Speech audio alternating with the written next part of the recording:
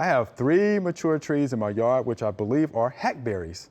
About this time every year, they get covered in a black soot. Some nearby trees would get infected afterward, like my young tulip poplar, while others don't, like my oak tree nearby. What is this black soot and what can I do to get rid of it? And this is Bryce from White House, Tennessee, right? So hackberries covered in black soot, I think we know. Yeah, we got to The think about for that one. what is our key plant-pest relationship here. When you have an insect that's named after the host plant, yes. that's going to be our first go-to. That's going to be your first so go-to. the woolly hackberry aphid. That is it. Feeds, it has sucking, piercing mouth parts, feeds on the plant, and definitely produces tons and tons of black sooty mold. Yes. And it gets on, usually, if you're inspecting your plants, on the upper leaf surface, right? So if you flip the leaf over, you're not gonna see a ton of sooty mold on the bottom because feeding is happening and those insects are excreting the sooty mold, right? Or honeydew. Technically. And it's falling on those surfaces. So it's gonna be nearly impossible for gravity to make sense to have it on the underside of the leaf. But it's also gonna be on the things that are underneath the trees, right? So if it's a sidewalk or patio furniture or, you know, other plants or whatever.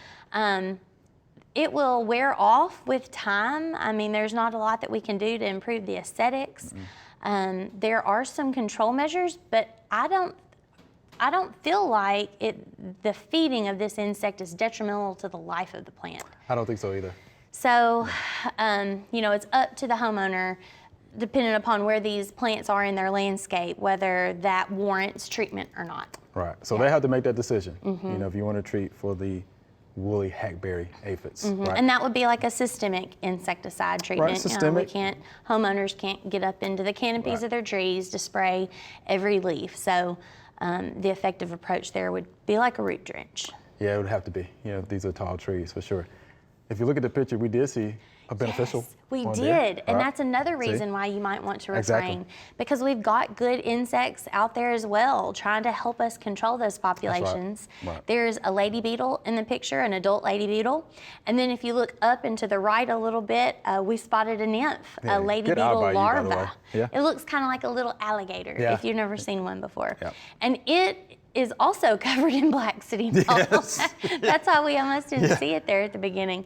But they are both predatory. So lady beetles are predatory in their adult stage and their immature stages, feeding on soft-bodied insects. So they're out there. Like the aphids. Yes, those aphids are out there trying to consume the pest population and help us even the score. Yes. Yeah, so let those beneficials do their job. For they sure. will do that. And I would like to go back to the tulip poplar. Tulip tree scales. This is what that's going to be. And they produce a copious amount of honeydew. They do. Which supports the growth of black sooty mold. So check out those limbs. And it's going to look kind of gross. It'll look bubbly almost. Like you'll be like, why are all the little limbs and sticks so like look like they have warts on them? But when like you get bumps. when you get closer, you'll be able to tell it's just those scale piled on top of each other. Yeah.